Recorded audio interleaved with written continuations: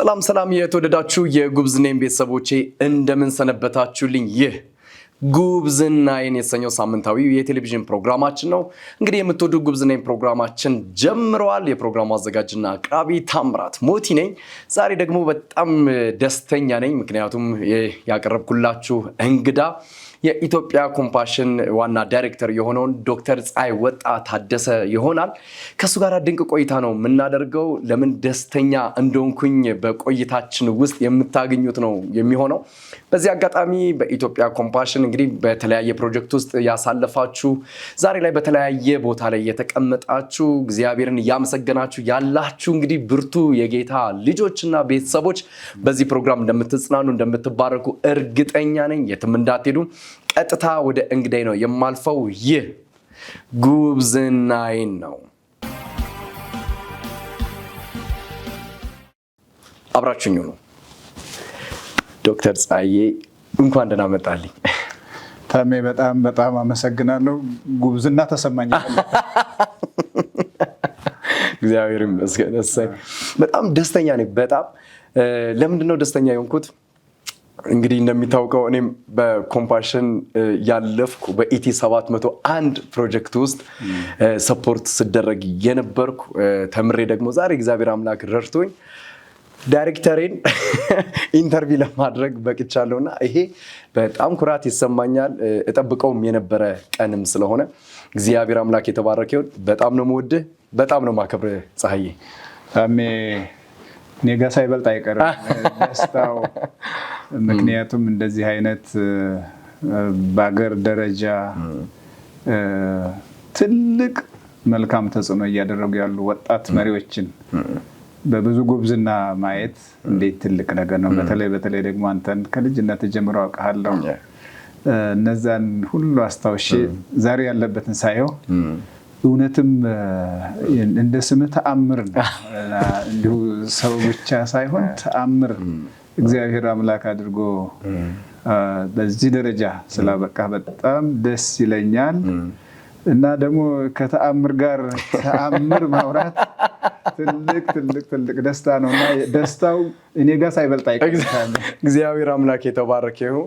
ብዙዎች ደስተኞች ናቸው። እርግጠኛ ነኝ ፕሮግራም ሲተላለፍ ሲያዩት እንደሚባረኩ እንደሚጽናኑ አምናለሁ። እና እንደው ፀሐዬ ወደ ሀሳባችን እንድንገባ ኮምፓሽን የተመሰረተበት የተነሳበት ዋነኛ ዓላማ ምንድን ነው የሚለውን ነገር ይህን በማንሳት ብንጀምር።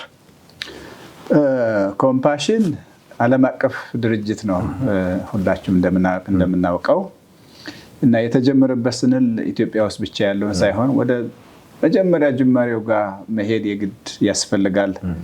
በ1952 በፈረንጆቹ አቆጣጠር ኮሪያ ሀገር ነው የተመሰረተው። ያኔ በጦርነት ምክንያት ብዙ ልጆች ተጎድተው ስለነበረ፣ ቤተሰቦችም ተጎድተው ስለነበረ ያ ነው ወደዚህ ያመራው። የኮምፓሽን መስራች ቄስ ናቸው። የቤተክርስቲያን አገልጋይ ነበሩ። ቄስ ኤቨርት ስዋንሰን ይባላሉ። ወደ ደቡብ ኮሪያ ሄደው በዛ ተሰማርተው የነበሩ የአሜሪካን ወታደሮችን ለማገልገል ነው የሄዱት። በቀዳሚነት አገለገሉ፣ ወንጌሉን ሰበኩ። እንደ ቄስ መስጠት ያለበትን አገልግሎት ሁሉ ካገለገሉ በኋላ አንድ ማለዳ ላይ ግን በሴውል መንገዶች ላይ ይሄዱ ነበረ እና በዛ መንገድ ላይ ሲሄዱ የሆነ ነገር መንገድ ላይ ያያሉ።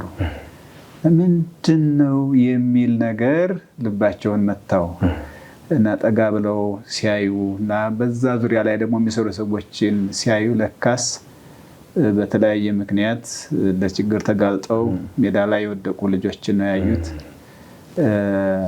ከዛ በኋላ ያለውን አልናገረው፣ ግን ያንን ሲያዩ ሁሉ ነገራቸውን ቀየረው እና በዛ መልእክት ላይ ሆነው ወደ ቺካጎ ለመመለስ ሲያቀኑ አንድ ኮሪያዊ ቄስ አገኟቸው። ሲሄኟቸው እንግዲህ የሆነውን ነገር አይተሃል፣ ስለዚህ ነገር ምን ልታደርግ አስበሃል የሚል ጥያቄ በእንግሊዘኛ what are you going to do about this የሚል ቃል ተናገሯቸው። እና አውሮፕላን ላይ ወጡ። ከሴውል እስከ ቺካጎ ድረስ ታሪካቸው እንደሚናገረው ሌላ ድምፅ አልሰሙም። ስለዚህ ነገር ምን ልታደርግ አስበሃል? የስብከቱ ስኬት ተረሳ፣ የተጽናናው ሰው ተረሳ፣ ሁሉ ነገራቸውን የወረሰው ስለዚህ ነገር ምን ልታደርግ አስበሃል የሚለው ነበር። ይህንን ትልቅ ቃል በምድርም እንደገና በአውሮፕላን ላይ ሆነው እየሰሙ ሄዱ። ይህንን ቃል ተመልሰው ለሚያገለግሏት ቤተክርስቲያን አካፈሉ እና ሲያካፍሉ መጀመሪያ አንድ እናት እኔ እግዚአብሔር ተናግሮኝ ለድሆች ሰጫለች ብሎኝ $50 አለኝ፣ አሁን ድምፁን ሰምቻለሁ፣ እችን እሰጣለሁ አሉ። ሌላው ሰው እንደዚሁ ተወሰነ የሚችለውን አደረገ። ሌሎች ልብስም ምንም ሰጧቸው። ያንን ይዘው ተመላልሰው በኮሪያ ሀገር ያሉትን ልጆች መደገፍ ጀመሩ እና ኮምፓሽን ኢንተርናሽናል የጀመረው የልጆች ሰቆቃ፣ የልጆች ችግር ሁሉ ነገራቸውን ባሸነፈው እና በልጆች ጉዳይ ሁሉ ነገራቸው በተሸነፈ ግን እግዚአብሔርን በሚፈሩ ልጆችን በሚወዱ ትልቅ ሰው ቄስ ኤቨርት ስዋንሰን ነው። ይሄ እንግዲህ 1952 ነው በእንደ አውሮፓውያን አቆጣጠር። አሁን 73 ወደ 74 እየሄደ ነው ያለው ማለት ነው። ይሄ ነው እንግዲህ የኮምፓሽን ጅማሬ። አንዱ ትልቅ ጅማሬ ትልቅ ሆኖ ሲታይ ጎዳና ላይ የጀመረ አይመስልም፣ ችግር ላይ የጀመረ አይመስልም፣ አይታይም። የአሁኑ ትልቅነት ስለሚሸፍነው ግን እኔ ይሄ ብዙ ይናገረኛል። እንደዚህ ብዙ ስብራትን የያዙ ጎዳናዎች አሉን። የትልቅ ነገር መፍለቂያ ሊሆኑ ይችላሉ። ትክክለኛ ልብ፣ ትክክለኛ አይን፣ ትክክለኛ ማንነት ካገኛቸው። የሚገርም ነው ዶክተር። እንደው መነሻው ብዙዎቻችን አናቅም ነው አሜሪካ የሚመስለን ሁሉ አለ እና ስለዚህ ይሄ የርህራሄ ልብ ኮምፓሽን ማለት ያው ርህራሄም ስለሆነ በርህራሄ ልብ የሚጀምርም የሚሰራም ነገርም ስለሆነ የሚደንቅ ታሪክ ነው። ለብዙዎቻችንም መነሻው እንድናቅም ምክንያት ስለሆነ ማለት ነው። እንደው ዶክተር ይሄ ኮምፓሽን ከተነሳበት ሀሳብ አንጻር በእነዚህ በርካታ ዓመታት በተለይ በኢትዮጵያ እንግዲህ ወደ 32 ዓመታት አስቆጥሯል። ግቡን መጥቷል ወይ አመጣ ብለን ልንናገርለት የምንችለው ተጽዕኖስ ምንድን ነው? ልክ ነው። እንግዲህ ኮምፓሽን ወደ ኢትዮጵያ የመጣው እንደ አውሮፓውያን አቆጣጠር በ1993 ነው የመጀመሪያው ፕሮጀክት የተከፈተው። በነገራችን ላይ ኮምፓሽን መጀመሪያ ሲጀመር ኮምፓሽን አይደለም ስሙ። ቄስ ኤቨርት ስዋንሰን ኢቫንጀሊስቲክ አሶሲዬሽን የሚባል ነበር በስማቸው ነበር። ጥቂት ከሄዱ በኋላ ግን ሲያዩት ትክክለኛው ስሙ ያንን ቀየሩና ኮምፓሽን አሉ። ኮምፓሽን ርህራሄ ማለት ነው። ርህራሄ ከመስጠት ያልፋል። ርህራሄ የሰውን ስብራት የራስ ማድረግና ከተሰበረው ጋር አብሮ መሰበር፣ ግን በስብራት ላይ መቆየት ሳይሆን ከስብራት ማውጣት፣ ከመከራ ማውጣት የሚለውን ሀሳብ ይይዛልና ኮምፓሽን አሉት። እንግዲህ ወደ ኢትዮጵያ የመጣው በ19 በእኛ አቆጣጠር 86 በፈረንጅኛው 93 ነው። በእነዚህ ሁሉ ውስጥ እንግዲህ ዓላማውን መጥቷል ወይ የሚለው ትንሽ ስለ ዓላማው ማውራት ያስፈልጋል። የኮምፓሽን ዋና ዓላማው 3 መሰረታዊ ነገሮች አሉት። የኮምፓሽን ማንነት ኮምፓሽን አንዱ ክርስቲያናዊ ድርጅት ነው እና የምናደርገው ነገር እንዲሁ ምድር የጀመረ ከሰው የጀመረ ከሰው እንደው ደህና ማንነት የጀመረ ሳይሆን የርህራሄ ምንጭ ሁሉ የሆነው ጌታችን ኢየሱስ ክርስቶስ ለኃጢአተኛው ሞቶ መዳንና ሕይወትን ያደረገውን ጌታ ያየነውና ርህራሄ ምንጩ ቢፈላ ቢቆፍር የምንደርሰው ኢየሱስ ጋር እና ክራይስት ሴንተርድ ነው የምንለው ክርስቶስን ማዕከል ያደረገ አገልግሎት ነው። ሁለተኛው ልጆች ላይ ያተኮረ መነሻው ይሄ ድምፅም የተነሳው ከነዛ ልጆች ጋር ስለሆነ ልጆች በፍጹም ሊጣሉ አይገባም፣ በፍጹም ጎስቁለው ሊቀሩ አይገባም፣ በፍጹም ውስጣቸው ያለ ነገር ቀንጭሮ ሊቀር አይገባም የሚል ትልቅ ትምምንን ይዞ ነው። ስለዚህ ልጆችን አተኩሮ የሚያገለግል የልጆች አገልግሎት ነው። ያንን ደግሞ በዚህ አንጻር ከኮምፓሽን ጋር በአጋርነት የምታገለግል ቤተክርስቲያን አለች። እንግዲህ ግቡን መታ ወይ ስንል እነዚህ ነገሮች አብረው ይታያሉ።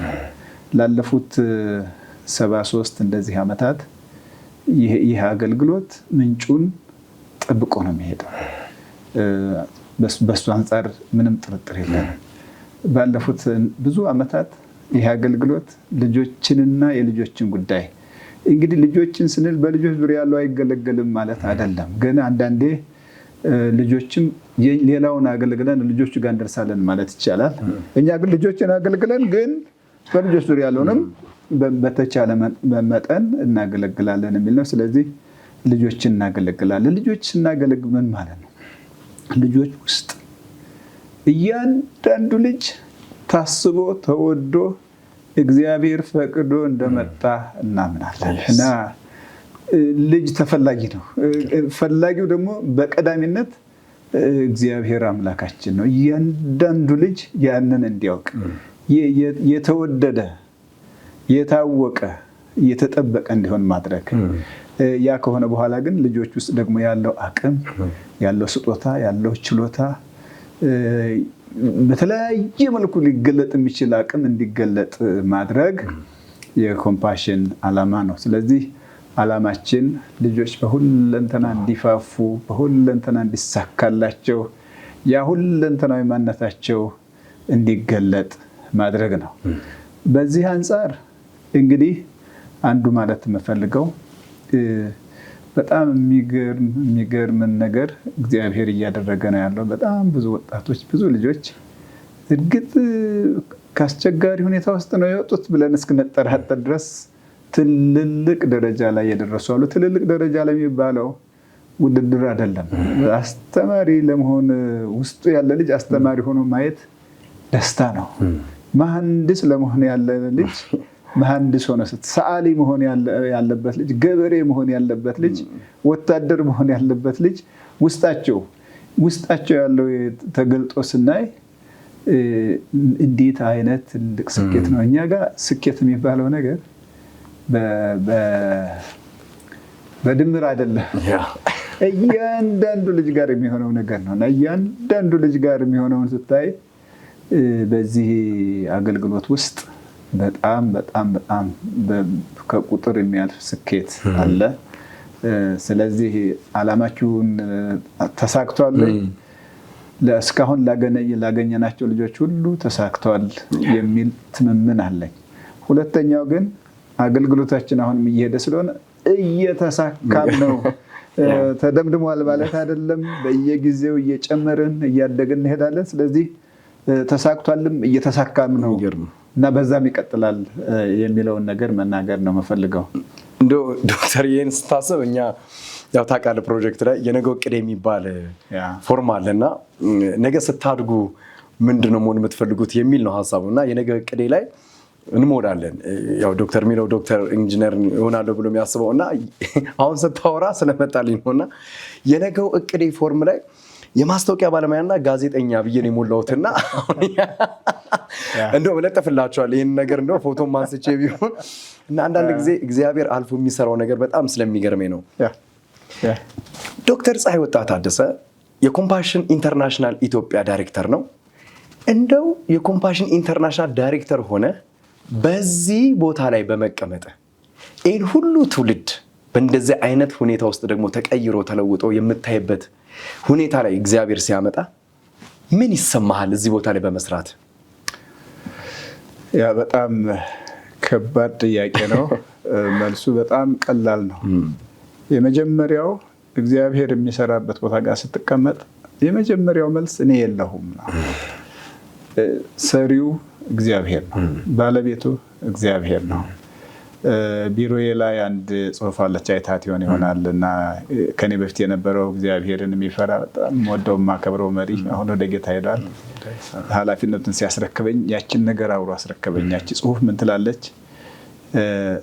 የኢየሱስን ማዕከልነት ታጎላለች። Is it still all about Jesus? እያንዳንዱ ቀን የምናደርገው እያንዳንዱ ነገር የሰው ስራ አይደለም እና ከምድር ጋር ብቻ የሚታሰብ አይደለም። ይሄ የእግዚአብሔር ስራ ነውና ይሄንን ስታይ እንደገና ደግሞ በልጆች ህይወት ውስጥ ያለውን ነገር ስታይ ተስፋ አግኝተው ታመው ድነው እንደገና እንደዚህ ይሆናል ብለው ግን አሁን ልክ አሁን እናንተ እንዳልከው ሆነው ስታይ ስሜቱ እኔ የለሁበትም፣ ባለቤት አይደለሁም። ግን በትልቁ ደግሞ የታመኑ እንደሆነ እና እግዚአብሔር ሁሉ ጊዜ ስለዚህ አመሰግናለሁ። ወደዚህ አገልግሎት ስጠራ አንተ የነገው ቅዴን ሞልተህ እንዳልከው አይደለም። የኔ ሌላ ነበር፣ መንገድም ሌላ ነበር። ራሱ እግዚአብሔር በራሱ ጊዜ በራሱ መንገድ መራኝ።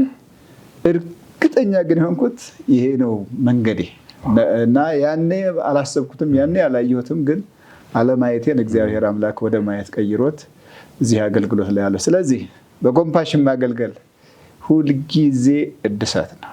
በልጆች ጋር የምታዩት ፈገግታ እናንተ ጋር ጥፎ ነው ይመጣል።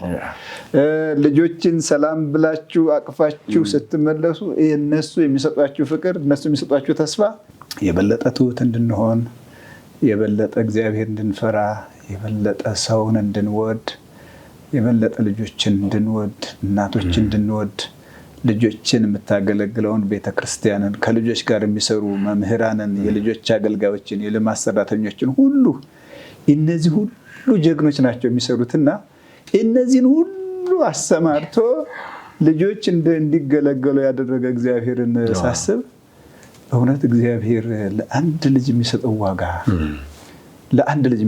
ይሄ እንግዲህ በእኛ ደረጃ ነው።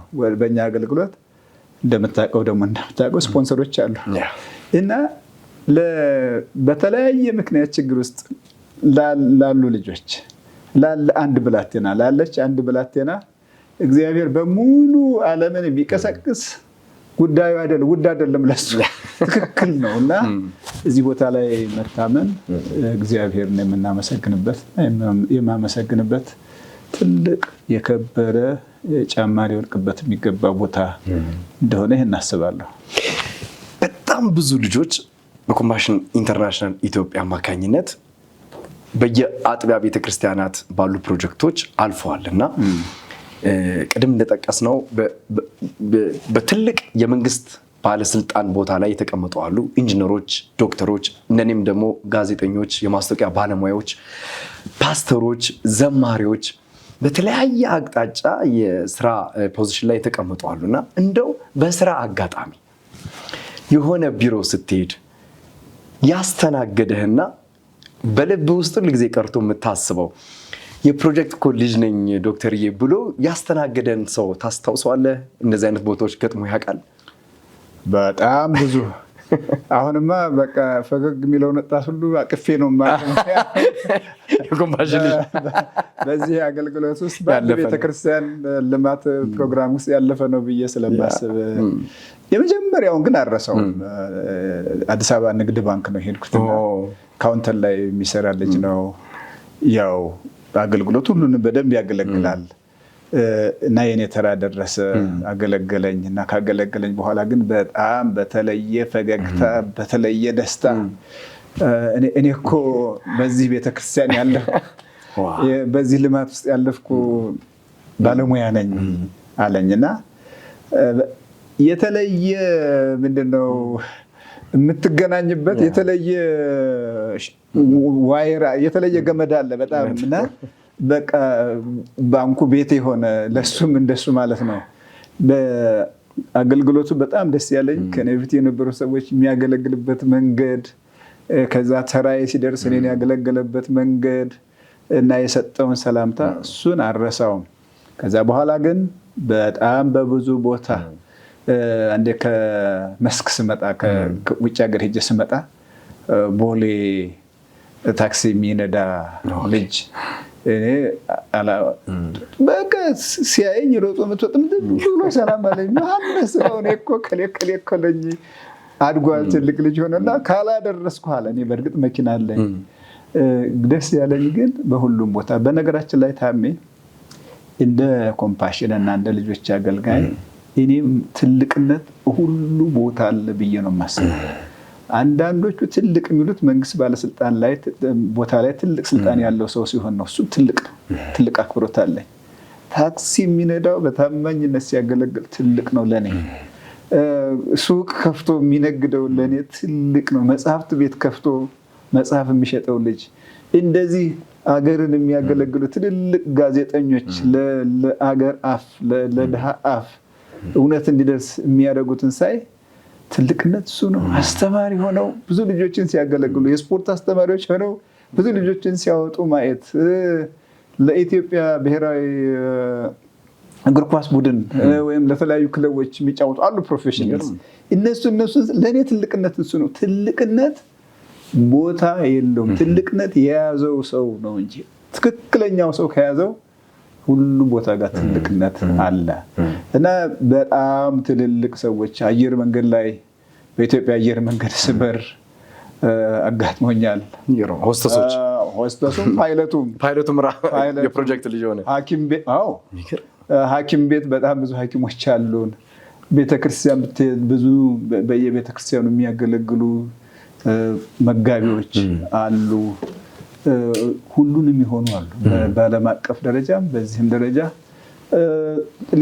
ሌሎች ትልልቅ ተቋማት ጋር የሚያገለግሉ ልጆች ደስ የሚለኝ ግን ሁሉንም እኔ አላውቃቸውም። ብዙዎቹ እኔን ያውቁኛል እና ባዩኝ ቁጥር ፍቅራቸውን ሲሰጡ በቃ እሱ እኮ ሌላ ጉብዝና ነው እና አሉን። ስለዚህ እግዚአብሔር እናመሰግናለን። በእውነት ይሄንን ስናስብ ኮምፓሽን ጥቂት ሚና ተጫውቷል በእነዚህ ልጆች ህይወት። ግን በእነዚህ ልጆች ህይወት ውስጥ ትንሽ ሆነው ገና ትምህርት ቤት የሚያደርሷቸው ወደ ልማት ፕሮጀክቶች ሲመጡ እያቀፉ እየሳሙ እያበረታቱ ያገለገሏቸውን የልጆች ልማት አገልጋዮችን ልጆችን በተለያየ መልኩ እንዲያድጉ የሚያስተምሩ የበጎ ፈቃድ አገልጋዮችን ደግሞ በሯን ከፍታ ሁሉ ነገሯን ከፍታ ኑ ልጆች እዚህ ተጫወቱ፣ እዚህ ተማሩ፣ እዚህ የትምህርት ድጋፍ አግኙ፣ እንደ አቅም በፈቀደ መጠን እዚህ ሻይ ጠጡ፣ እዚህ ብሉ ብላም ቤተክርስቲያን በሯን የከፈተች ብቻ ሳይሆን ለልጆች ሰላም ብለው የሚያበረታቱ መጋቢዎች፣ የቤተክርስቲያን መሪዎችን ሳስብ እነዚህን በቃ በዚህ ውስጥ ትንሽ ድርሻ እንዲኖረኝ እግዚአብሔር ስለፈቀደ እግዚአብሔር እናመሰግናለሁ። ይሄኛው ግን ትልቁ ፍሬ የእነዚህ ሰዎች ነው። እሱ ብቻ አይደለም። ከነዚህ ልጆች ጋር ደግሞ እንዲሁም በገንዘብና በመስጠትና በመቀበል ስሜት አይደለም። በጣም ሁሉ ነገራቸውን የእነዚህ ልጆች ጉዳይ አድርገው የሚደግፏቸው ደጋፊዎች አሉ። እኔ ፕሮጀክት ሰራተኛ ነበርኩ፣ አንድ ፕሮጀክት ዳይሬክተር ነበርኩና በጣም ከምወዳቸው ነገሮች አንዱ የልጆች ደጋፊዎች ለልጆች የሚጽፉት ደብዳቤ እና ልጆች ደግሞ ለደጋፊዎቻቸው የሚጽፉት ደብዳቤ ነውና አንድ ደጋፊ በየሳምንቱ ማጋነን አይሆንም፣ በየሳምንቱ ማለት ይቻላል ለምትደግፋት ልጅ ትጽፋለች ደብዳቤ እና በጣም ከልጅቷን በላይ ምን አይነት ሰው ነች። ግን ትልቅ ሰው ማለት በእድሜዋ ትልቅ ሰው አይደለችም። የ15 ዓመት ልጅ ተማሪ ነበረች እና ማረሳው ለዚህ ልጅ ደብዳቤ ጽፍ አንድ ቀን መጥቼ ከአንቺ ጋር ሄደን ስንጫወት ውለን አሸዋ ላይ ስንጫወት ውለን ዥዋዬ ስንጫወት ውለን በጣም ረጅም ጊዜ አሳልፈን አለች እና ደብዳቤው ላይ ነው ስነቃ በህልሜ ነበረ አለቀስኩ አለች። ግን አለቀስኩ በቃ የውን መስሎኝ ነበር አለች። እኔ አሁን ራሱ የውን መስሎኝ እየሰማሁ እና በጣም ግን የሚገርመው ነገር ያቺ ልጅ ከጥቂት ዓመት በኋላ መጣ ደግፋት ልጅ አየች። የሚገርም ነው። ምን ማለት ነው? የሁሉ ፍሬ እንደዚህ አይነት ለልጅ ዋጋ የሰጡ ገንዘብ አይደለም የሰጡ፣ ልባቸውን የሰጡ፣ ጸሎታቸውን የሰጡ፣ አለን የሚሉትን ነገር የሰጡ ሰዎች ፍሬዎች ናቸውና ደስ ይለኛል። እና እግዚአብሔር ይመስገን። እንደው ዶክተር አሁን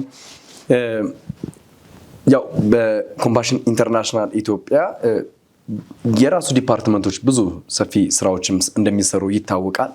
በዚህ በፕሮጀክት ውስጥ ያለፉትን እነዛን ደግሞ ሰብስቦ የተለያዩ ስራዎችን የሚሰራ ራሱን የቻለ ዲፓርትመንትም እንዳለ ይታወቃልና ይህን የልማት እንቅስቃሴ አሁን ላይ ግን በመጣው ሶሻል ሚዲያ በተለይ ደግሞ በቲክቶክ ላይ በዚህ የልማት የፕሮጀክት ህይወት ውስጥ ያለፉ ልጆች የማመስገን ኮምፓሽንን የማመስገን የረዷቸውን አካላቶች የማመስገን ቤተክርስቲያን የማመስገን እዛ ፕሮጀክት ውስጥ ያሉትን ሰራተኞች ዳይሬክተሩን፣ ሶሻል ወርከሩን፣ የጤና ባለሙያውን፣ አካውንታንቱን የማመስገን ሰንደይ ስኩል አስተማሪዎቻቸውን የማመስገን ትሬንድ ጀምረዋል እና በጣም እያሰፉት ነው። ከዛ በፊት ያው እንግዲህ በዛው ተቋም ላይ የነበሩ ስራዎች እንዳሉ ይታወቃልና ይሄ ጎልቶ የወጣበት ነውና እንደው ከዚህ አንጻር ዶክተር ምን አይነት ስሜት ፈጠረብህ?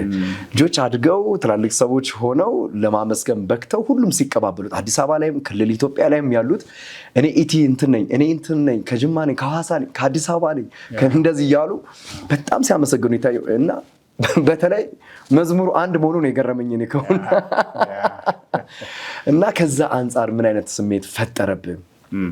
እና የጌታ ፍቅሯ አስደናቂ ነው የሚለው መዝሙር ነው እና ሳውንድ ትራክ ተደርጎ የተደረገልኝ ነገር አረሳም እያሉ እያመሰገኑ ነው። ምን ተሰማህ? ወደ አንተ ሲደርስ እጅጋ ሲገባ ያ ነገር ምን ስሜት ፈጠረብህ ዶክተርዬ? ልክ ነው። ልጆች እነዛን ትዝታዎች እያነሱ መዝሙሩን ብቻ ሳይሆን ደግሞ በልጅነታቸው ያሳለፏቸውን የተለያዩ ገጠመኞች እየተከፋፈሉ አይቼ ሁለት ነገር፣ አንዱ ወደኋላ ይመልሳል እና ከነዚህ ልጆች ጋር ልጆች መሆን ያኔ የነበረውን ነገር እንድናስብ ገና ጋዜጠኛ ሳትሆን ጋዜጠኛ ትሆናለህ፣ ሐኪም ሳትሆን ሐኪም ትሆናለህ፣ ፓይለት ሳትሆን ፓይለት ትሆናለህ ተብሎ በዛ እምነት የተደረገውን ያንን የተስፋ ሰጭ ቃል እውን ሆኖ ስታይ በጣም በአንድ ሰው ህይወት ውስጥ ሙላት የሚባለው እሱ ነው። የተማመንከው ነገር ወደ እውነት ደርሶ ስታይ የበለጠ ልዩ ትዝታ ውስጥ፣ ልዩ እርካታ ውስጥ፣ ልዩ ስኬት ውስጥ ይከታል። አንዱ እሱ ነው። ሁለተኛው ነገር ደግሞ ሌላ አቅም፣ ሌላ ብርታት የሚያድስ መልእክት ነው የሚሰጥህና በጣም ደስ ብሎኛልና ደስ ብሎኝም ነው ልጆችን በጣም እነዚህ ልጆችማ በጣም ማመስገን አለብን ብለን ያመሰገናቸው። እንግዲህ አንዱ እዛ ላይ እንዳይኸው የኛ አገልግሎት ሁሉንም ልጆች ነው የሚያገለግለው። በተለያየ ችግር ውስጥ ያሉ ባላቸው የቤተሰብ አውድ ባሉበት ሁኔታ ባላቸው ነው የምናገለግለውና የሁሉንም የሚያካትት መሆኑ በጣም ደስ ይለኛል። የትም ቦታ ብንሆን ባሉበት አውድ ቤተሰቦቻቸው ፈቅደው ከቤተሰቦቻቸው ጋር እኛ ትልቅ አክብሮት አለን ለእናታቸው ለአባታቸው። እነሱ ላሉበት ሁኔታ ምንም እንኳን ልጆች ችግር ላይ ቢሆኑም ቻቸው ስምምነት ሳይኖሩ እኛ መርሃ ግብር አይገቡ። አሁን እዚህ ትልልቅ ደረጃ ላይ ደርሰው ስላየኋቸው እነዚህን ወጣቶች በጣም ደስ ብሎኛልና መበረታታት፣ መነሳሳት፣ እንደገና በትልቁ ማሰብ አንዱ ያሰብኩት ይሄ ነው። ሁለተኛው እነዚህ ልጆች ጋር እና እነዚህ ወጣቶች አሁን ልጆች አይደሉም፣ ትልልቅ ሰዎች ናቸው። ከኔ በላይ የሆኑ በጣም በትልልቅ ኃላፊነት ላይ በትልልቅ የኃላፊነት ቦታ ላይ ብዙ ሰው የሚያስተዳድሩ፣ ብዙ ሰው የሚመሩ፣ ትልልቅ ቢዝነስ የሚያንቀሳቅሱ፣ ብዙ ልጆች የሚደግፉ ትልልቅ ሰዎች ናቸው። ቅድም እንዳልኩት ትልቅነት ሁሉ ቦታ አለ የሚለው ሳይረሳ ማለት ነው እና በእነሱ የጀመረው ይሄ ትልቅ ስራ በጣም ሌላ ምዕራፍ እየከፈተ እንደሆነ ነው እያየሁ ያለሁት። ሌላ ምዕራፍ ምንድን ነው? አንድ ሰው ትልቁ ሀብቱ ያለፈበት ታሪክ ነው። ይህንን ታሪክ ደግሞ ብዙዎችን እንዲደርስ ለማዋል በትልቁ እየተዘጋጀ ያለ በቅንነት የተነሳ እግዚአብሔርን በመፍራት የተነሳ በፍቅር የተነሳ ትውልድ ነው እያየሁ ያለሁት እና ሌላው የተሰማኝ ነገር ትልቅ ተስፋ ነው። ምናልባትም እንዳው ቅድም ወደ ኮሪያ ልበልልህና ኮሪያ ተጀምሮ ከ40 ዓመት በኋላ ኮሪያውን ከመደገፍ ወደ ደጋፊነት ዞራ በኮምፓሽን ኢንተርናሽናል ከትልልቆቹ ድጋፍ ከሚያደርጉ ሀገሮች ወይ ሁለተኛው ሶስተኛ ነች። ሁለተኛ ትመስለኛለች እንዲያውም እና ትልቅ ከ40 ዓመት በኋላ አሁን ራሳቸው ደጋፊ ይሆናሉ። እና ይህንን ሳስብ እኛም ሀገር እየመጣ ነው። የሚደግፍ ትውልድ አሁን የሚደግፍ ሳይሆን የሚደግፍ ትውልድን የሚወድ ትውልድ ለትውልድ ተስፋ የሚሆን በተለያየ አቅጣጫ እየመጣ ስለሆነ ያንንም ያስታውሰኛል። እንደው በኮምፓሽን ውስጥ ስኬት ምንድነው የምትሉ ስንባል እንደ ኮሪያ ነው መሆን የምንፈልገው እንላለን። አንድ ቀን ኢትዮጵያ ለራሷ ልጆች ብቻ ሳይሆን ለሌሎችም ልጆች ለሌሎች ሀገሮች ተስፋ ትሆናለች። ያ ደግሞ በብዙ መልኩ እየፈነጠቀ ነው ያለውና ለእኔ ማስረጃው እነዚህ ልጆች ናቸውና ይሄ ሀገር የሚያቆመው ብቻ ሳይሆን ከሀገርም ዘሎ ሌሎችን ሀገሮች ሌሎችን ብላቴኖች የሚረዳ እዛ የሚደርስ ረጅም የሆነ መነሳሳትና ያየሁትና ትልቅ ተስፋ አለኝ ማለት ነው። የኮምፓሽን ኢንተርናሽናል ኢትዮጵያ የልማት ተቋም ነው። ይህ የልማት ተቋም ከቤተ ክርስቲያን ጋር አብሮ መስራቱ በተለይ በመንፈሳዊ ዓለም ላይ ያመጣው ፍሬ ምንድን ነው ዶክተርዬ? እንግዲህ እኛ እንደ ክርስቲያናዊ ድርጅት ልማት ሁለንተናዊ እንደሆነ ነው የምናምነው። ልጆች በማህበራዊ ሕይወታቸው ከራሳቸው ጀምሮ በቤተሰብም በማህበረሰብም ደረጃ በጥሩ ማህበራዊ ሕይወት ታንጸው እንዲያድጉ እንፈልጋለን። ልጆች ደግሞ በግንኙነት ሕይወታቸውም በሚገባ ታንጸው እንዲያድጉ እንፈልጋለን። አንዱ በእግዚአብሔር እንዴት እንደተወደዱ አውቀው እንዲያድጉ እግዚአብሔር ይወዳቸዋል። ይሄ ከባህል በላይ ከወግ በላይ ነው። የእግዚአብሔር ፍቅር ወሰን የለው እና ያንን ፍቅር እንዲያውቁት በእግዚአብሔር ዘንድ የተወደዱ ታስበው የተወለዱ እንጂ የሆነ የህይወት አጋጣሚ ችግር ውስጥ የከሰታቸው እንዲሆኑ አይደለም። ከዛ አይነት አመለካከት የሚያወጣቸው ደግሞ እግዚአብሔር ለልጆችና ለሰው ሁሉ ያለው ፍቅር ነው። ያንን ፍቅር እንዲያውቁት በሚያስፈልገው ድጋፍ ይደረግላቸዋል እና በስነ ምግባር ህይወታቸው ታንጸው እግዚአብሔርን በመፍራት ወላጆቻቸውን በማክበር ለሰው ትክክለኛውን ግምት ሰጥተው እንዲያድጉ ያ ደግሞ እናስባለን። ይሄ ስለዚህ አንዱ ሌላው እድገታቸው ይሄ ማንነትን እና ለራሳቸው የሚሰጡትን ዋጋ በምድር ብቻ ሳይሆን እንደ ክርስቲያናዊ ድርጅት በእግዚአብሔርም ዘንድ ያላቸውን ቦታ እንዲያውቁ በሚያስፈልገው ሁሉ ድጋፍ ይደረግላቸዋል። እንግዲህ ከቤተ ክርስቲያን ጋር ስናገለግል እነዚህ ሁሉ ድጋፎች አብረዋሉ። ይሄ ልማት ነው። ይሄ ለልጆች የተቀመጠ መብትም ነው። መንፈሳዊ ህይወታቸው፣ አካላዊ ህይወታቸው፣ ስነ ልቦናዊ ህይወታቸው፣ በአጠቃላይ ማህበራዊ ግንኙነታቸው ሁሉና ልማት ሁለንተናዊ ነው ብለን እናምናለን። አቅም በፈቀደ መልኩ ሁለንተናዊ እንዲሆን የሚቻለውን ሁሉ እናደርጋለን። ይሄ ግን ሁለንተናዊነት አንድ ተቋም ብቻ የሚያከናውነው አይደለም። ከኛ ጋር አብራ የምትሰራ ቤተክርስቲያን አለች። ቤተክርስቲያን ያሰማራቻቸው ባለሙያዎች አሉ። ወላጆች፣ እያንዳንዱ ወላጅ፣ እያንዳንዱ እናት አባት የማይተካ ሚና አላቸው። የአካባቢው ማህበረሰብ የማይተካ ሚና አለው። በየደረጃው ያሉ የመንግስት አካላት ባለቤት ናቸው ይሄንን ስራ ለመስራት እና የሚጫወቱት ሚና በጣም ትልቅ ነው እና ሁለንተናዊ ካልክ አንድ አካል የሚያደርገው አይደለም። ብዙ አካላት የሚመለከታቸውን የራሳቸውን ሚና መጫወት አለባቸው እና ይሄን ነው እንግዲህ የምናስበው። በዚሁ እንዲሁም ማለት የምፈልገው የትውልድ እድገት ትውልድን የሚያሳድግ ማህበረሰብን ይጠይቃል። አንድ አካልን ብቻ አይደለም።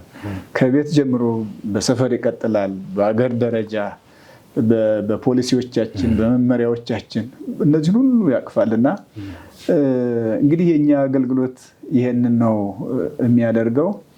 በዚህ አንጻር በጣም ትልልቅ ውጤቶች እየታዩ ነው ያለው። ትልልቅ መነሳሳት አለ።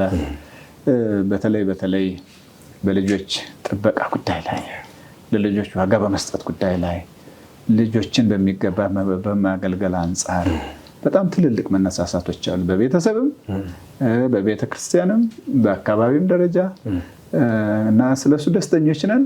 በጣም ብዙ መሰራት ያለበት ነገር አለ በእርግጥ እንደ ዶክተርዬ አሁን በተለያዩ ቦታዎች ላይ ለምሳሌ በአንዳንድ ትምህርት ቤት ውስጥ ያሳለፉ መምህራን ከተለያዩ በኋላ ከረጅም ዓመታት በኋላ ሲገናኙ እናያለን እና 20 ዓመት ሳይተያዩ ሊሆን ይችላል ወይም ደግሞ ሁሉም በየፊናው ተንቀሳቅሶ ስለሚሆን የጋራ ነገር ሲኖራቸው ይታያል።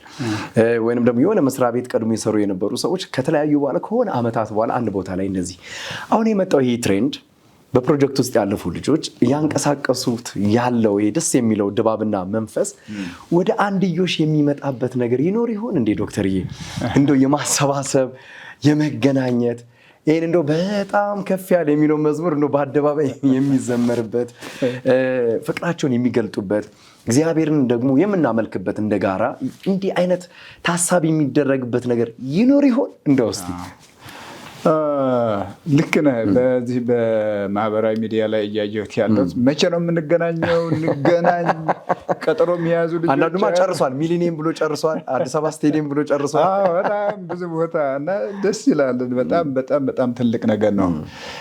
ትንሽ መናገር የምፈልገው እሱ ላይ እንደዚህ አይነት ትልልቅ እንቅስቃሴዎች የሚያንቀሳቀሳቸው ህጋዊ የሆነ አካል የግድ ያስፈልጋል።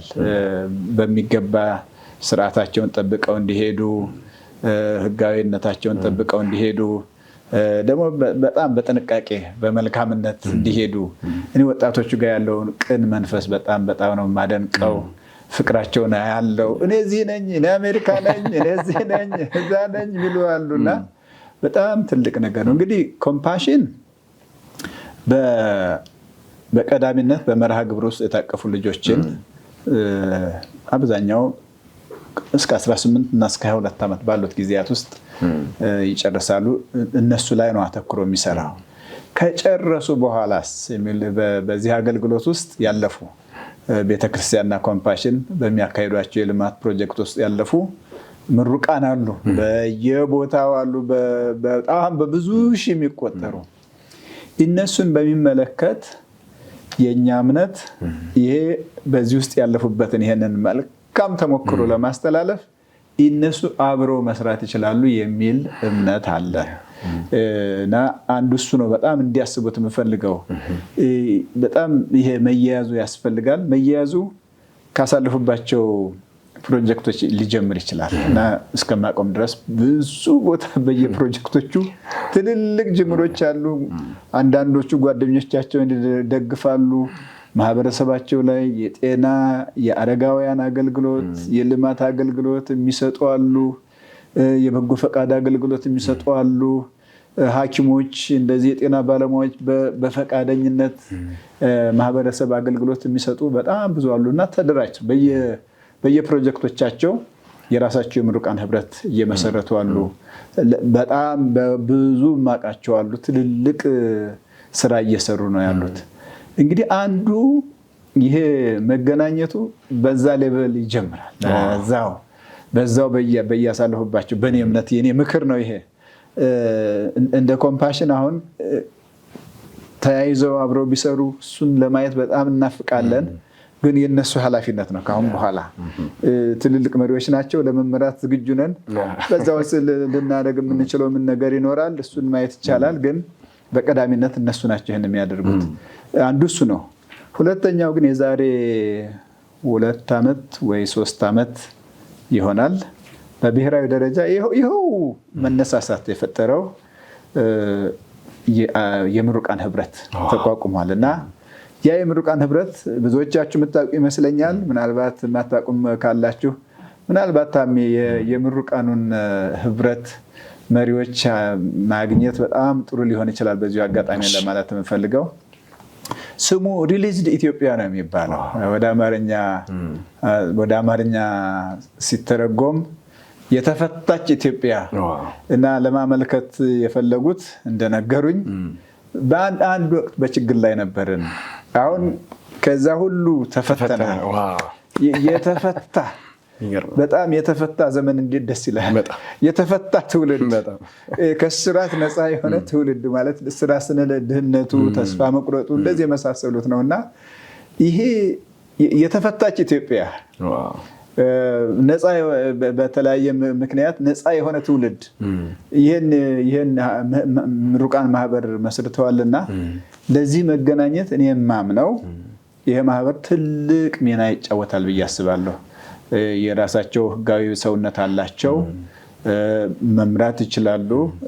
ከነሱ ጋር መገናኘት ቢቻል ይሄ እንግዲህ አሁን ሰሞኑን የተጀመረው ነገር በጣም በጣም አስደሳች ነው። እኔ በጣም ደስ ይለኛል። ጊዜ ሳገኝ አለፍ አለፍ ብዬ አንዳንዶችን ታሪክ አያለሁ። አንዳንዴም ባም ይመጣል፣ አንዳንዴም በጣም ሌላ ዓለም ውስጥ ያስገባል። በጣም ደስ ይላል። በዚህ አጋጣሚ በጣም ጥሩ ነው እነዚህን የተወደዱ ታሪኮች ማካፈል። እንደዚህ አይነት ድምጾች ደግሞ ሰብሰብ ብለው በደንብ ውሃ ጠርቀም ብሎ ሲፈስ ነው ኃይል የሚኖረው፣ ኃይል የሚያወጣው፣ ለውጥ የሚያመጣውና ለዚህ ደግሞ የተመሰረተ ማህበር አለ፣ የምሩቃን ማህበር ስላለ እኔ ማቃቸው ነው የተናገርኩት። እንግዲህ በአንዱ ባለፉባቸው ፕሮጀክቶች ደረጃ፣ ሁለተኛ በብሔራዊ ደረጃ፣ ግን በየአካባቢም አካባቢ ያሉ ፕሮጀክቶች መሰብሰብ እያሉ ህጋዊ መሆኑ ምንድነው በደንብ አብሮ ኃይልን ለመሰብሰብ በጣም ይረዳል። ያ ደግሞ ለመሰባሰብም የትም ቢሆን የትም ለመሰባሰብም ትልቅ አቅም ይሆናቸዋል እና ይህንን ምክር ማስተላለፍ እፈልጋለሁ። እንደ ኮምፓሽን ከነዚህ ማህበራት ጋር አብሮ ለመስራት በተለይ ለቀጣዩ ትውልድ አብሮ ለመዘርጋት አጋሮቻችን ሊሆኑ ነው ማለት ነው። አሁን አጋሮቻችንና አጋር ሆነን ለመስራት በጣም በጣም በጣም ዝግጁ ነን። በሱ አንፃር በነገራችን ላይ ሌሎች ሀገሮችም ጋር አሉ እንደ አይነት እንቅስቃሴዎች በጣም ትልልቅ ስራ እየሰሩ ነው። አሉሙናይ አሶሲዬሽን የሚባሉት ማለት ነው። እና እኛም ሀገር ያለው የአሉሙናይ አሶሲዬሽን አምናለሁ ትልቅ የልማት ኃይል፣ ትልቅ የሁለንተናዊ እድገት ኃይል ይሆናል። በተለይ በተለያየ ምክንያት በችግር ውስጥ ለሆኑ ብላቴኖች እና የተለያየ ችግር የተጋፈጡ ላሉ ቤተሰቦች ትልቅ አቅም ይሆናሉ ብዬ አምናለሁ። ተስፋዬ በጣም ትልቅ ነው። ስለዚህ ምክሬ እንደሱ ነው እና አንድ ቀን እንግዲህ ተሳክቶ ሚሊኒየም አዳራሽ ሲሰበሰቡ አብሬያቸው ያን መዝሙር ለመዘመር አብሬያቸው እኔ ፕሮግራም ራሱ መመራው ነኝ እንዴ እኔም ደግሞ ለመመራት ዝግጁ ነኝ እና በጣም በጣም ደስ ይለኛልና እንደው ያለኝ ምክር ይሄ ነው። በዚህ አጋጣሚ ሁሉንም ለማመስገን እፈልጋለሁ። አይቼዋለሁ። አንዷ ልጅ እንዳውም እኔ በዚህ ፕሮግራም ውስጥ አላለፍኩም፣ ጓደኞች በዛው ስላለፉ እነሱን አይቼ እና ይገርማል፣ በጣም ይገርማል። በጣም እግዚአብሔር አምላክ የተባረከ ነው። ስለዚህ የዚህ የመፈታት ኢትዮጵያ ወይንም ደግሞ የምሩቃን ህብረቱን በዛ ውስጥ ያሉትን አካላት ደግሞ አንድ ቀን ደግሞ ወደዚህ ጋብዘን ያሉትን እንቅስቃሴ ሰፊ ስለሆነ ስራው እንቅስቃሴው ሰፊው ስለሆነ ያን የምናደርግበት እድል ደግሞ እናመቻቻለን። እንደው ዶክተር ፀሐዬ ኮምፓሽን ኢንተርናሽናል ኢትዮጵያ በልጆች የልማት እንቅስቃሴ ላይ እንዳለ ይታወቃል። ዋናው እሱ ስለሆነ እንደው ከልጆች ልማት እንቅስቃሴ ባሻገር የሚሰራቸው ስራዎች አሉ ወይ? የልጆች ልማት ሲባል መቼም የልጅ ጉዳይ ልጅ ጋር ብቻ አይቆምም። የልጅ ጉዳይ ስታነሳ የቤተሰብ ጉዳይ ነው። የልጅ ጉዳይ ስታነሳ የአካባቢ ጉዳይ ነው። የልጅ ጉዳይ ስታነሳ የመጫወቻ ሜዳ ጉዳይ ነው። የልጅ ጉዳይ ስታነሳ የውሃ ጉዳይ ነው። እነዚህን ሁሉ ያቅፋል። ቅድም እንዳልኩት ልጁ ላይ እንጀምራለን፣ ግን የልጁን አካባቢ ደግሞ አቅምና ሀብት በፈቀደ መልኩ ለልጆች ሁለንተናዊ እድገት ምቹ እንዲሆን ብዙ ስራዎችን እንሰራለን።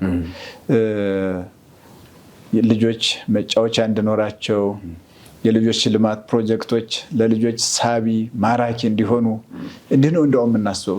ልጆች የሚያሳልፉባቸው ቦታዎች የተለያዩ አማራጮች ያሉባቸው፣ ሙዚቃ መሞከር ለሚፈልገው ልጅ ሙዚቃ ያለው፣ ኳስ ለመሞከር ለሚፈልገው ልጅ ኳስ፣ ማንበብ ለሚፈልገው ልጅ ማንበብ።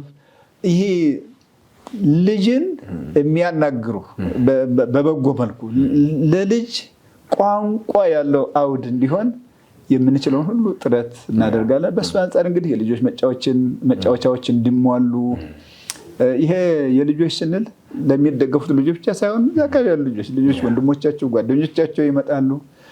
ቤተክርስቲያን ለትውልድ የሚሆን ሪሶርስ እንዲኖራት፣ የንባብ ማዕከላት እንዲኖሩ፣ የኮምፒውተር ማዕከላት እንዲኖሩ ድጋፍ እናደርጋለን። ሁሉም ጋር እንግዲህ ደረጃ በደረጃ እንደርሳለን ብለን እናስባለን። ግን ጥሩ ነገር ይህንን ይዘው ደግሞ አጋሮቻችን አጋር አብያተ ክርስቲያናት የራሳቸውን ብዙ ነገር እየጨመሩ እያሳደጉት ይገኛሉ። አንዳንድ ቦታ ጋር ልጆች ከውሃ ከወንዝ ይጠጣሉ። አንዳንድ ቦታ ጋር በውሃ ለማግኘት ረጅም ሰልፍ በጀሪካን አድረው እንደሱ አይነት አጋጣሚዎች አይቻለሁ። በተለይ ቆየት ያሉ ቦታዎች ላይ እንደሱ አይነት ላይ ውሃዎችን መቆፈር፣ የውሃ ጉድጓዶችን ማዘጋጀት ሁሉ በሱም አንፃር ያገለገልናቸው ማህበረሰቦች አሉ በተለያየ ቦታ እና የውሃ ስራም ውሃ ማጎልበትም አለ። ሌላው በልጆች አካባቢ ልማት በጣም ሙሉ የሚሆነው ደግሞ ቤተሰብ ጋር የሚሆነው ለውጥ ነው እና የልጆች ወላጆችን ደግሞ ራሳቸው እንዲችሉ የራስን መቻል ኢኮኖሚክ ብቻ አይደለም።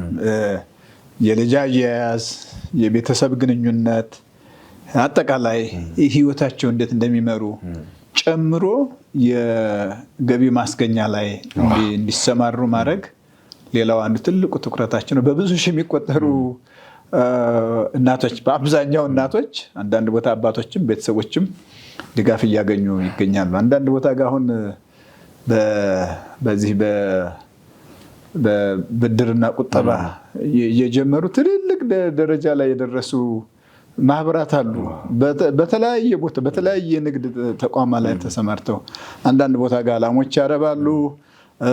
ደግሞ የሚገኘውን ወተት ፕሮሰስ አድርገው የወተት ውጤቶችን ተዋጽኦችን ለማህበረሰቡ የሚሸጡ አሉ። ደግሞ ለላሞቹ ደግሞ ግብአት እንዲሆን የመኖ የሚያመርቱ አሉ። በየቦታው እንደዚህ አይነት ትልልቅ እንቅስቃሴዎች አሉ። ይሄ በሆነ ቁጥር የልጅ ሁለንተናዊ እድገት እየተረጋገጠ ይሄዳል። አንዱ ልጅ ብቻ ሳይሆን ቤተሰብ ውስጥ ያሉ ልጆች እየተደረሱ ይሄዳሉ። ስለዚህ ይሄ አንዱ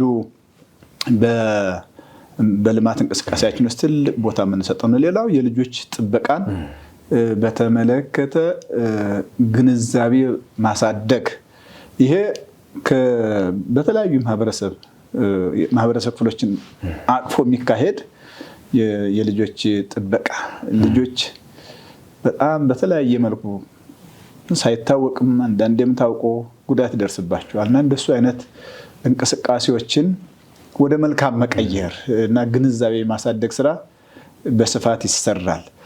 ከዚህ በተጨማሪ እንደ ቦታ ጋር ደግሞ ያው በሚያሳዝን ሆኖ ሁኔታ ግጭቶች ያጋጥማሉ እና ማህበረሰብ ሲጎዳ እናያለን። ድርቅ ይከሰታል። በሚያሳዝን መልኩ እንደሱ አይነት ነገሮች በሚኖሩበት ጊዜ ድጋፍም እናደርጋለን። በሱ አንጻርም ስራዎች እየሰራን ነው ያለነው። ሁሉም ጋር መድረስ አይቻልም፣ ግን አቅም በፈቀደ መልኩ በተለያየ ምክንያት በተለይ እንደዚህ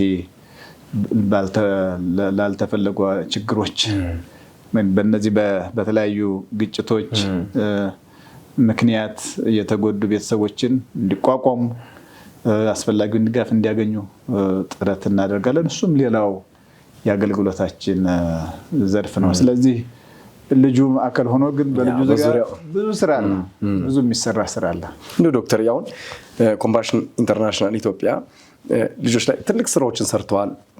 በተለይ ደግሞ ክርስቶስን እንዲያውቁ ከማድረግ አንጻር፣ አዳኛቸውን እንዲረዱ ከማድረግ አንጻር፣ ወደ እግዚአብሔር መንግስት እንዲጨምሩ ከማድረግ አንጻር ሰፊ ስራ ነው ከቤተክርስቲያን ጋር በመሆን እየሰራ እንዳለ ይታወቃል። ትልቅ ኢምፓክት አምጥቷል። ይህ ግልጽ እውነት ነው። እንደው ከዚህ ባሻገር የታሰቡና ሊደረጉ ከዚህም በበለጠ በልጆች ህይወት፣ በቤተሰቦቻቸው፣ በማህበረሰቡ ላይ ሊፈጥር ያሰበው ሌላ ተጽዕኖ ይኖር ይሆን ኮምፓሽን ኢንተርናሽናል ኢትዮጵያ? እንግዲህ አንዱ ቀደም እንዳልኩት የልጆች ጉዳይ የሁሉም ጉዳይ ነው እና በተለይ ሁለንተናዊ አገልግሎት የሚለውን በሁለንተና ልጆችን ማገልገል የሚለው ጽንሰ ሀሳብ በስፋት ቢሰርጽ በጣም ደስ ይለናል። ይሄ ትምህርት ቤት ይሰራል፣ አካባቢ ማህበረሰብ ዘንድ ይሰራል። ይህ አይነት ግንዛቤ እንዲኖር በጣም ትልቁ ምኞታችንም ነው። ሁለተኛው የኢትዮጵያውያን ይሰጣሉ። በጣም የተባረከ ህዝብ ነው። በአንድም በሌላ መልኩ አካፍሎ ነው። ግን ያንን የመስጠት ባህላችንን ደግሞ ትንሽ ብናሳድገው የሚል ምኞት አለን። ኢትዮጵያ ውስጥ ላሉ በተለያየ ምክንያት ለችግር ለተጋለጡ ልጆች አንዳንድ ልጅ ድጋፍ በማድረግ ኢትዮጵያን መደገፍ ይችላሉ። እንደሱ አይነትም ትልቅ አቅጣጫ አለን። ግን ይሄ እንደ ድርጅት የኛ ብቻ እንዲሆን አይደለም፣ ከኢትዮጵያውያን እንዲመጣ ነውና በዚህ አንጻር አጋሮቻችን ቀድመው ሄደዋል። የራሳቸውን ከዚህ ምንድነው የምንማረው? እና እኛ እያለን እኛ አካባቢ የተቸገረ ልጅ መኖር የለበትም። እኛ እያለን ትምህርት ቤት የማይሄድ ልጅ መኖር የለበትም። ወይም ትምህርት ሽፋን አሁን ጥሩ ነው፣ ግን ከትምህርት መሳሪያዎች አቅርቦት የተነሳ የሚቸገር ልጅ መኖር የለበትም የሚል ትልልቅ እንቅስቃሴዎች ጀምረዋል። እና አሁን ያ በስፋት እንዲሆን እንፈልጋለን። ያ ማህበረሰብ በሁሉም አንጻር በየደረጃው እንዲነሳበት፣ ህብረተሰቡም ዋጋ እንዲሰጠው እንፈልጋለን። በተለይ ልጆችን አንቱ የሚል ትውልድ ልክ ነው። ልጆች ተወዳጅ ናቸው። የበለጠ አንቱ የሚል ትውልድ በምንም አይነት ልጅን ለችግር አንተውም፣ ልጅን ለጉስቁልና አንተውም የሚል አመለካከት ያ ትውልድ ጅማሬዎች አሉ። በጣም ትልልቅ ስራዎች አሉ። በጣም በስፋት እንደ ሰደድ እሳት በአዎንታዊ መልኩ ምድሪቱን እንዲሞላ እንፈልጋለን። የትም ቦታ ይሁን የትም ቦታ ልጆች የኛ ናቸው የሚል ቅድም እንዳልኩ እንደሱ ሲሆን ለሌሎችም መጎብኘት ምክንያት እንሆናለን። ትውልድ ሲነሳ አገር ተነሳች ማለት ነው። ትውልድ ሲነሳ ዛሬ ተሰራ ነገም ተሰራ ማለት ነው። እና ይሄ አንዱ በጣም የምናስበው ነገር ነው። በሱ አንጻር እንግዲህ ትልቅ መነሳሳት ቢኖር እንመኛለን። እንደሱ ሆኖ በቃ ኢትዮጵያ ራሷ ኮምፓሽን ሆና ማለት ነው። እሱን እንናፍቃለን፣ ደግሞ ይሆናል ብለን እናምናለን። በሌላ መልኩ እንግዲህ በየቦታው የሚታየው ይህ ትውልድን የበለጠ ዋጋ በእያንዳንዱ ደረጃ ጋር በቃ የኢትዮጵያ ልጆች ፈላጊ ብቻ ሳይሆኑ ተፈላጊ። በተለይ የኢትዮጵያ ወጣቶች እኔ እንደሱ ነው የማስበው። የኢትዮጵያ ወጣቶች ፈላጊ፣ ስራ ፈላጊ፣ እድል ፈላጊ ሳይሆኑ ተፈላጊ። በእያንዳንዱ ልጅ ህይወት ላይ እንዲጨመር ነው የምፈልገውና ተፈላጊ ትውልድ፣ ተፈላጊ ልጆች፣ ተፈላጊ ወጣቶች፣ ተፈላጊ ምሩቃን፣ ተፈላጊ ባለሙያዎች ግን ሰውን በማገልገል ሀገርን በማገልገል ህዝብን በማገልገል ዋጋውን የሚያይ የተሰጠ ትውልድ እንዲነሳ እንናፍቃለን። ይሄ እንግዲህ ያን ድርጅት ብቻ አይደለም፣ አጠቃላይ የማህበረሰቡ ሁሉ ነውና ማህበረሰብ ለዚህ ጉዳይ ትናንት ካደረገው እስከዛሬ ካደረገው በላይ በሙላት ሲንቀሳቀስ ማየት ሌላው ናፍቆቶቻችን አንዱ ናፍቆታችን ነው። ናፍቆቶቻችን ናቸው እነዚህ። ከምገረምበትና ከምደነቅበት ነገር መካከል እንግዲህ ዶክተር በፕሮጀክት ውስጥ አልፈው የፕሮጀክት ዳይሬክተር ይሆናሉ፣ ሶሻል ወርከር ይሆናሉ እና በጣም ነው የሚደሰተው። የሆነ ቦታ ላይ ሄጄ ፕሮጀክት ውስጥ እኮ ነበርኩ፣ አሁን ግን የዚህ ፕሮጀክት ዳይሬክተር ነኝ ሲሉኝ፣ ሶሻል ወርከር ነኝ፣ አካውንታንት ነኝ፣ የጤና ባለሙያ ነኝ ሲሉ በጣም ይገረማሉ። ሁለተኛ እዛው ፕሮጀክት ውስጥ ያደጉ ልጆች ተጫሽተው ደግሞ ልጅ ወልደው እኔ ይገርመኛል። ባይዘው ባለቤቴ ፕሮጀክት ውስጥ አይደለችም፣ ግን ብዙ ጓደኞች አሉ እኛ ፕሮጀክት ውስጥ አሉና በጣም ነው የምገረመው። እንደዚህ ደስ ይላል ማለት ለብዙ ነገር ምክንያት የሆነ ስለሆነ እንደው እኛ ሳያውቁን ዘራችንን ሳያውቁ ዘር ሳይጠይቁ ማንነታችን ላይ ምንም የሆነ ነገርና እንዲና እንዲያ ሳይሉ ድጋፍ ያደረጉልን ብዙ ነጮች አሉ በውጭ ዓለም ውስጥ ያሉ። እነሱም መባረክ እፈልጋለሁ። እንግዲህ በዚህ ይድረሳቸው፣ መንፈሱ ይድረሳቸው። እንደው እንደ ኢትዮጵያ ኮምፓሽን ደግሞ በእንደዚህ በፕሮጀክት ውስጥ በኃላፊነት በተለያየ ኃላፊነት ያለፉ ሰንዴ ስኩል ደግሞ በማስተማር ደግሞ እኛ እነዚህ እንድንደርስ ደግሞ ያደረጉን መምህራኖች፣ አገልጋዮች አሉ። ከዛም ባሻገር ደግሞ ራሱ ደግሞ በፕሮጀክት ውስጥ ያለፍን እኛ ልጆች አለን። መልእክት ምንድን ነው? አሁንም እየተሰራ ስላለ እየቀጠለ ስላለ ያኛው ጄኔሬሽን እንግዲህ እዚህ ደርሷል። አሁን ደግሞ ያለ ደግሞ ሌላ ትውልድ አለ፣ ነገ ደግሞ የሚቀጥል ትውልድ አለ። መልእክት ምንድን ነው ዶክተር? ልክ ነው። በነገራችን ላይ በልማት ፕሮጀክቶች የሚያገለግሉ በጣም ብዙ ባለሙያዎች አሉ። እኛ ቢሮም ከኔ ጋር ደግሞ የሚሰሩ በጣም ትልልቅ ባለሙያዎች አሉ። በኢንፎርሜሽን ቴክኖሎጂ ብትለው፣ በኮሚኒኬሽን ብትለው፣ በልማት ስራውን በማሳለጥ ብትለው በብዙ በየቦታው አሉ እና በጣም የሚያኮሩ ስለሱ እግዚአብሔር እናመሰግናለን። ደግሞም አብረው አድገው እዛው ደግሞ ጤነኛና ቅድስና በሞላ መልኩ ትዳር መስርተው ልጆች እያዩ ስላሉት በጣም ነው ደስ የሚለን። ስለነሱም ደግሞ እግዚአብሔርን እናመሰግናለን። እንግዲህ በትውልድ አገልግሎት ላይ ለተሰማሩት ሁሉ የምለው የትውልድ ስራ የአንድ ቀን ድርጊት አይደለም፣ የአንድ ሳምንት አይደለም፣ የልማት ፕሮጀክትም አይደለም። እንደምንለው ረጅም ጊዜ የሚጠይቅ ነው። እጅ ብቻ ሳይሆን ልብም ይጠይቃል። መስጠትን ብቻ ሳይሆን መሆንን ይጠይቃል። ልብና እጅ ብቻ ሳይሆን ጉልበትም ይጠይቃል። ጉልበት መጸለያ እንደሆነ ትህትናንም ዝቅ ማለትንም ልጆች ጋር አብሮ መጫወትንም የሚጠይቅ ትህትናን የሚጠይቅ ትዕግስትን የሚጠይቅ ከሁሉ በላይ ደግሞ ፍቅርን የሚጠይቅ ዋጋ መስጠትን የሚጠይቅ ነውና እያደረጉ ስላሉት በጣም ላመሰግናቸው እወዳለሁ። በጣም የሚገርሙ መቼም እግዚአብሔር እንዴት ነጠራቸው አላውቅም። የሚገርሙ ሰዎች አሉ። ስለነሱ እግዚአብሔር እናመሰግናለሁ። በያላችሁበት ቦታ እግዚአብሔር ይባርካችሁ ለማለት እፈልጋለሁ። ትውልድን የሚያወጣ ትውልድ የተባረከ ትውልድ ነው እና የማበረታቻ ቃሌ እግዚአብሔር በትውልዱ ላይ ፍሬ እየሰጣችሁ ስለሆነ እንደገና ብዙ ፍሬ ስለምታዩ ብዙ ፍሬ በማየት ይባርካችሁ ለማለት ነው የምፈልገው። በቤታችሁ ፍሬ፣ በአገልግሎታችሁ ፍሬ፣ በምትቆሙበት ቦታ ሁሉ ፍሬ፣ በሰፈራችሁ ፍሬ፣ በአካባቢያችሁ ሁሉ ፍሬ፣ የፍሬ ምክንያት እንዲያደርጋችሁ ጸሎቴ ነው። እግዚአብሔር ይባርካችሁ ለማለት እፈልጋለሁ። የምታደርጉት ስራ ከእናንተ የዘለለ ነው። እንደው ከሙያዊ አገልግሎት የዘለለ ነው። ዘመን የሚያልፍ አንድን ትውልድ ሳይሆን ብዙ ትውልድን አንድ ትውልድ ላይ ሆናችሁ እንድታገለግሉ እንድናገለግል እግዚአብሔር አምኖናልና በርቱ ማለት እፈልጋለሁ። ልጆችን በአካል ሳያውቁ ግን ከእንባ ጋር ገንዘባቸውን፣ ጊዜያቸውን፣ ጸሎታቸውን፣ ፍቅራቸውን የሰጡ ደጋፊዎችን በጣም ላመሰግናቸው እፈልጋለሁ። በጣም ልባርካቸው እፈልጋለሁ።